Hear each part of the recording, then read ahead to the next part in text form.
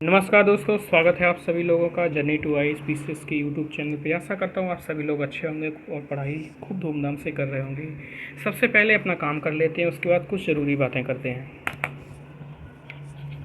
तरक्कियों की दौड़ में उसी का जोर चल गया, फना की रास्ता जो भीड़ से निकल गया। मतलब कि अगर 3 लाख कैंडिडेट प्रीलिम्स में अपीयर हो रहे हैं तो उनमें से कितने सेलेक्ट होंगे, कितने कट ऑफ को क्वालिफाई कर पाएंगे। तो उसी जो भीड़ में से निकल जाएगा वही अपना तरक्की प्राप्त कर लेगा। खैर जो भी है, इसको जोड़ के देखिए यूपीएससी से। हम यूपीएससी टेस्ट सीरीज को चला रहे हैं। आपको वीडियो पसंद आए तो लाइक करें, सब्सक्राइब करें और टेलीग्राम चैनल को ज्वाइन करिए ताकि डेली वीडियोज़ मिलती रहे। देखिए पहला क्वेश्चन देखिए, निम्नलिखित में से कौन राज्य शब्द को अच्छी तरह परिभाषित करता है। राज्य का मतलब स्टेट, स्टेट का मतलब ये राज्य ये वाला नहीं, उत्तर प्रदेश है, मध्य प्रदेश है, हरियाणा है। स्टेट का मतलब राज्य वो होता है जो एक इकाई के रूप में प्रयोग किया, जैसे भारत एक राज्य है, अमेरिका एक राज्य है ना, इस प्रकार से। तो उसकी डेफिनेशन आपको बतानी है। ये क्वेश्चन आया है यूपीएससी के 2021 में, ठीक है।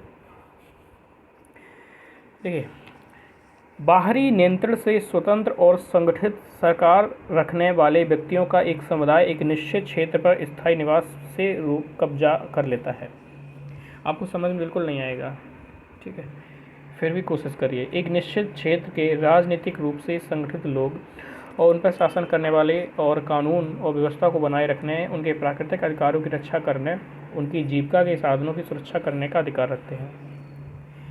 कई व्यक्ति जो अपनी संस्कृति, परंपरा और सरकार के साथ एक निश्चित क्षेत्र में बहुत लंबे समय से रह रहे हों, एक निश्चित रूप से एक केंद्रीय प्राधिकरण के प्रति जिम्मेदार एवं कार्यकारी और एक स्वतंत्र न्यायपालिका के साथ स्थायी रूप से रहने वाला। अब आप कहेंगे कि सारा इतना टफ क्वेश्चन लाए, कुछ समझ में नहीं आ रहा है। क्या कर सकते हैं दोस्तों, ये यूपीएससी क्वेश्चन इस तरह से पूछ रहा है। अगर आपने ठान लिया है कि यूपीएससी करना है तो आपको इससे गुजरना ही पड़ेगा। कहते हैं ना कि यूपीएससी एक आग का दरिया है, इसमें से डूब के जाना है, तो डूबना तो पड़ेगा उसमें। देखिए, आपको कुछ नहीं समझ में आ रहा, लेकिन आपको इतना पता है कि राज्य की डेफिनेशन क्या है, स्टेट की डेफिनेशन क्या है। अगर आपको पता है तो आप निकाल ले जाएंगे। सबसे पहले पॉपुलेशन होनी चाहिए। 4 चीज़ें होती हैं। पॉपुलेशन यानी जनसंख्या होनी चाहिए। जनसंख्या है तो किसी स्थान पर रहती है, यानी भूगोल होना चाहिए, यानी कि भूमि यानी ज़मीन होनी चाहिए। ज़मीन भी है तो इनके प्रशासन के लिए एक सरकार चाहिए, तो सरकार होनी चाहिए, ठीक है। और सरकार स्वतंत्र रूप से काम कर सके इसलिए उसको संप्रभु होनी चाहिए, संप्रभुता होनी चाहिए, ठीक है ना। संप्रभु यानी कि सबसे अपने जो निर्णय की प्रक्रिया है वो स्वतंत्र हो, कोई हम हस्तक्षेप ना कर सके, जैसे कि भारत एक संप्रभु राज्य। तो ये 4 चीज़ें होती हैं राज्य के, 4 ये मुख्य लक्षण होते हैं। इन्हीं को मिलाकर डेफिनेशन बनाई गई है यहाँ पे, ठीक है। अब देखिए, बाहरी नियंत्रण से स्वतंत्र, इसका मतलब क्या है। सोवरेन नहीं, संप्रभु की बात हो गई, एक चीज़ मिल गई। एक संगठित सरकार रखने वाले व्यक्तियों का एक समुदाय, संगठित सरकार यानी कि हमें गवर्नमेंट भी मिल गई, सरकार भी मिल गई, ठीक है। एक निश्चित क्षेत्र पर इनकी भूमि मिल गई है, ठीक है, कब्जा कर लेता है, और यहाँ पे व्यक्तियों का एक समुदाय भी है यानी कि जनसंख्या भी है। तो हमें 4 चीज़ें मिल गई हैं यहाँ पे। और कोई देख सकते हो ऑप्शन। एक निश्चित क्षेत्र के राजनीतिक रूप से संगठित लोग, उन पर शासन करने, कानून व्यवस्था को बनाए रखने, उनके प्राकृतिक अधिकार और रक्षा करने और आजीविका को। यहाँ पे संप्रभुता की बात नहीं की गई है, नहीं होगा ये। कई व्यक्तियों की जो संस्कृति, परंपरा, सरकार के निश्चित, इन संप्रभुता की बात की नहीं गई है, तो ऑप्शन नंबर ए हो जाएगा आपका राइट, ठीक है। नेक्स्ट देखिए, दूसरा क्वेश्चन। भारत के राष्ट्रपति की पूर्व अनुमति से भारत के मुख्य न्यायाधीश द्वारा भारत के सर्वोच्च न्यायालय के किसी भी सेवानिवृत्त न्यायाधीश को पद पर वापस बुलाया जा सकता है। दूसरा है, भारत में एक उच्च न्यायालय के पास सर्वोच्च न्यायालय की तरह अपने फैसले की समीक्षा करने की शक्ति होती है। बिल्कुल सही बात है दोस्तों। सुप्रीम कोर्ट कोई अगर जजमेंट दे रहा है तो रिव्यू कर सकता है, अपना फैसला पलट भी सकता है। जैसे कि उसने बेरुवारी संघ में कहा था कि प्रस्तावना संविधान का पार्ट नहीं है, और केशवानंद भारती ने अपने निर्णय को पलट दिया और कह दिया कि प्रस्तावना संविधान का अभिन्न भाग है, ठीक है।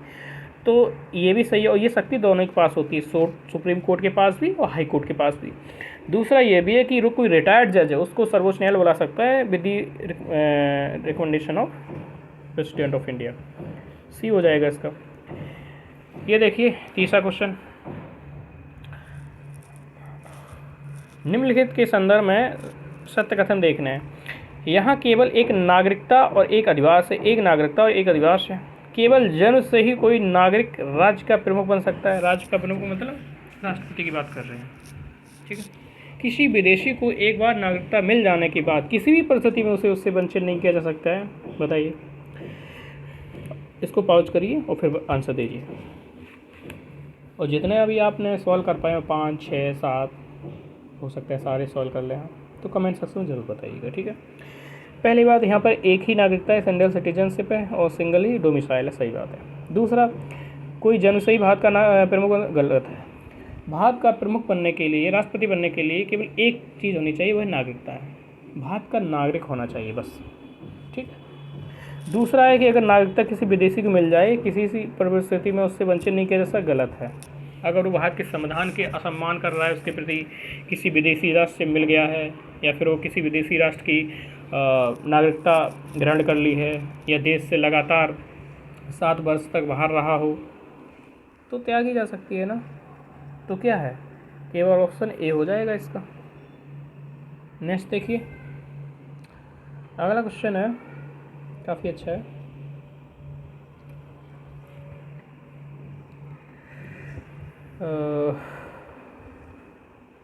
निम्नलिखित में से कौन सा कारक उदार लोकतंत्र की स्वतंत्रता का सर्वोत्तम सुरक्षा है? उदार लोकतंत्र में स्वतंत्रता की सर्वोत्तम सुरक्षा। आपको लगेगा कि सारे विकल्प सही हैं, लेकिन उनमें से जो श्रेष्ठ है आपको वो चुनना है, ठीक है। एक प्रतिबद्ध न्यायपालिका, शक्तियों का केंद्रीकरण, निर्वाचित सरकार, शक्तियों का पृथक्करण। अब आपसे हम कहें कि एक प्रतिबद्ध न्यायपालिका कमिटेड है किसके प्रति? प्रतिबद्ध सरकार के प्रति भी हो सकती है, और सरकार के प्रति है तो बंटाधार हो गया भैया। केंद्रीकरण तो स्वतंत्रता का प्रचायक नहीं है, यहाँ तो स्वतंत्रता समाप्त होती है। निर्वाचित सरकार, जरूरी नहीं जो निर्वाचित सरकार हो स्वतंत्रता की सर्वोच्च हो। हाँ, शक्ति का पृथक्करण, इसका मतलब ये होता है कि जो सरकार होती है, सरकार के 3 अंग होते हैं, लेजिस्लेटिव असेंबली, यानी कि आप ऐसे देख लीजिए विधायिका, ठीक है, और कार्यपालिका और न्यायपालिका। विधायिका विधियों का निर्माण करती है, कार्यपालिका उनको लागू करती है, और न्यायपालिका विवादों को निपटाती है। सभी की शक्तियाँ अलग अलग हैं, कार्य क्षेत्र अलग अलग हैं, प्रशासनिक अधिकारी इनके अलग अलग हैं। इसी को कहते हैं शक्तियों का पृथक्करण, जो कि बहुत ज़रूरी है ताकि केंद्रीकरण ना हो, और जहाँ केंद्रीकरण नहीं हुआ वहाँ स्वतंत्रता होगी, आज़ादी होगी। तो चौथा का आपका डी आंसर हो जाएगा। नेक्स्ट देखिए, हमने ब्रिटिश मॉडल पर आधारित संसदीय लोकतंत्र को अपनाया है, लेकिन हमारा मॉडल उस मॉडल से किस प्रकार भिन्न है, ये बताइए। मतलब हमने संसदीय मॉडल को ब्रिटेन से तो अपनाया है, लेकिन उसमें भिन्नता है, वो क्या है आपको बताना है, ठीक है।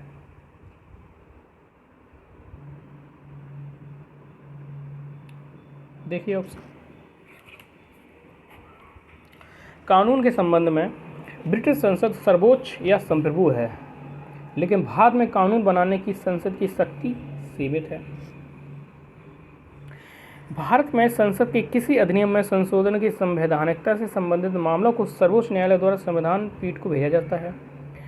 बताइए, सही बताइए। ऑप्शन ए केवल 1, केवल 2, दोनों हैं, या फिर दोनों नहीं हैं? बताइए। इसमें आपके दोनों ही आंसर सही हैं, ऑप्शन सी हो जाएगा आपका करेक्ट। ब्रिटेन की संसद क्या संप्रभु है, सर्वोच्च है, उससे बड़ा कोई नहीं, वहाँ का कोर्ट भी उससे बड़ा नहीं है। लेकिन हमारे यहाँ संसद की जो संशोधन की शक्ति है उसकी सीमित है, यहाँ तक कि केशवानंद भारती मामला है उसके बाद तो और ही ज़्यादा सीमित हो गई, ठीक है। और दूसरा ये भी, जो भी संवैधानिकता अगर कुछ संशोधन कर दिया है तो उसको चैलेंज किया जा सकता है कोर्ट में, ठीक है, वो इसका रिव्यू करेगा आर्टिकल 13 के तहत, आर्टिकल 32 के तहत, आर्टिकल 226 के तहत, ठीक है। नेक्स्ट देखिए, छठवां, केंद्र सरकार के संदर्भ में निम्नलिखित कथनों पर विचार कीजिए, ठीक है। बताइए इसका कौन सा होगा। एन गोपाल स्वामी अयंगर समिति ने सुझाव दिया कि एक मंत्री एक सचिव को केवल प्रशासनिक सुधार के विषय को आगे बढ़ाने और इसे बढ़ावा देने के लिए नामित किया जाना चाहिए। 1970 में प्रशासनिक सुधार आयोग 1966 की सिफारिश पर कार्मिक विभाग का गठन किया गया और इसे प्रधानमंत्री के प्रभार दिया गया। बताइए कौन सा होगा? इसका ऑप्शन केवल होगा आपका बी, 2 सही है। एन गोपाल स्वामी अयंगर, ये वाला आपका गलत हो जाएगा और ये वाला आपका सही है। ठीक है, क्लास पसंद आए तो लाइक करें भैया, सब्सक्राइब करें, शेयर करें, टेलीग्राम चैनल को ज्वाइन करें। निजता का अधिकार क्या है, किस अनुच्छेद में इसको संरक्षित किया गया है? Right to privacy. आपने पढ़ा होगा के एस पुट्टास्वामी केस 2017 का था, जो कहा गया ये जो privacy is a fundamental right. ठीक है, प्राइवेसी आर्टिकल 21 में इसको डाला गया। ठीक है, विचार करें। ये देखिए सारे ऑप्शन आ गए। भारत में उम्मीदवारों को 3 निर्वाचन क्षेत्रों से 1 लोकसभा चुनाव लड़ने से प्रतिबंधित करने वाला कोई कानून नहीं है। अगला है 91 में लोकसभा चुनाव में श्री देवीलाल ने 3 लोकसभा क्षेत्रों से चुनाव लड़ा। मौजूदा नियमों के अनुसार यदि कोई उम्मीदवार 1 लोकसभा चुनाव में कोई निर्वाचन क्षेत्रों से चुनाव लड़ता है तो उसकी पार्टी को उसके जीतने की स्थिति में उसके द्वारा खाली किए गए निर्वाचन क्षेत्रों उपचुनाव का खर्च वहन करना चाहिए, जो सभी निर्वाचन क्षेत्र। ठीक है, देखिए कौन सा सही है।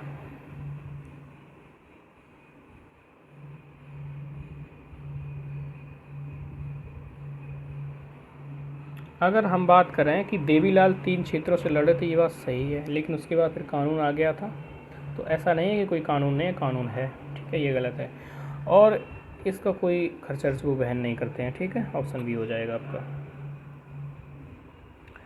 भारत के संविधान में अंतर्राष्ट्रीय शांति और सुरक्षा को बढ़ावा शामिल है, कहाँ है?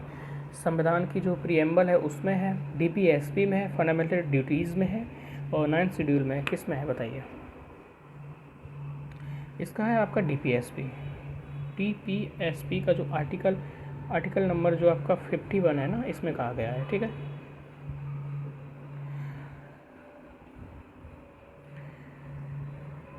निम्नलिखित में से कौन संसद की सबसे बड़ी समिति है? ठीक है, पिछली क्लासों में आप सभी ने लास्ट आंसर का काफ़ी अच्छे से जवाब दिया था। 30-40 लोगों ने काफ़ी जवाब दिया था, काफ़ी लोगों का गलत भी था। ठीक है, तो मैंने वहाँ पे करेक्ट भी कर दिया था बाद में कमेंट सेक्शन में। इसमें आपको बताना है कि कौन सी संसद की सबसे बड़ी समिति है। लोक लेखा है, अनुमान समिति है, सार्वजनिक उपक्रमों पर समिति है या फिर याचिका समिति है। ठीक है, मिलते हैं अगले क्लास में। अगर क्लास पसंद आए तो लाइक करें, सब्सक्राइब करें, शेयर करें, टेलीग्राम चैनल को ज्वाइन कर लें, जिसकी डिस्क्रिप्शन बॉक्स में लिंक आपको मिल जाएगी। और साथ ही साथ आप चाहें तो यूट्यूब चैनल पे जाकर वहाँ पे इसको ज्वाइन कर सकते हैं। ठीक है, सारे आपको PDF मिलते रहेंगे, क्लासेस मिलती रहेंगी, करंट अफेयर्स के नोट्स वगैरह सारी चीज़ें आपको वहाँ में प्रोवाइड कर दी जाएंगी। ठीक है, चलिए, ऑल द बेस्ट।